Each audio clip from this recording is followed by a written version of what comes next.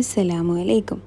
അപ്പോൾ ഞങ്ങൾ ഈദ് രണ്ടാമത്തെ ദിവസം ഒരു പ്ലാൻ ഇല്ലാതിരിക്കുന്ന ടൈമിലാണ് എൻ്റെ ബ്രദർ വന്നത്. അപ്പോൾ ഞങ്ങൾ നൈറ്റ് ഡിന്നർ പോയൊരു പ്ലേസാണിത്.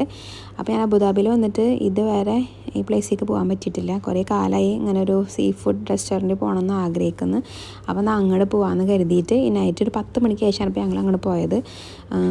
അപ്പോൾ ഇത് ക്ലോസിങ് ആവുമെന്നൊക്കെ കരുതി നോക്കുമ്പോൾ അത് ഓപ്പൺ ആയിട്ടിരിക്കുന്നുണ്ടായിരുന്നു.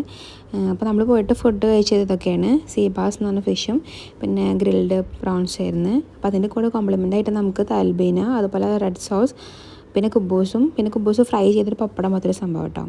അതിൻ്റെ ഒരു പപ്പടം പോലത്തെ സംഭവത്തിൻ്റെ ഫോട്ടോ എടുക്കാൻ മറന്നുപോയി. നല്ല ടേസ്റ്റ് ഉണ്ട്. ഞങ്ങൾ അമ്മൂസ് എക്സ്ട്രാ ഓർഡർ ചെയ്ത്. അപ്പോൾ എല്ലാവരും അടിപൊളിയാണ്, കഴിച്ച് നോക്കണം.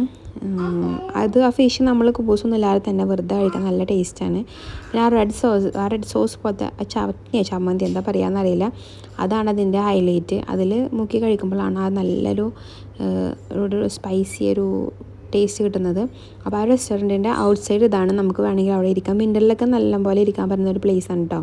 പിന്നെ അതിൻ്റെ തൊട്ട് പിന്നിലാണ് നമ്മൾ മിനയിലാണ് ഈ റെസ്റ്റോറൻറ്റ്. അവിടുത്തെ ഫിഷ് മാർക്കറ്റാണിത്. ഞാൻ ആദ്യമായിട്ടാണ് കാണുന്നത്. നല്ല ഭംഗിയുണ്ട് കാണാൻ.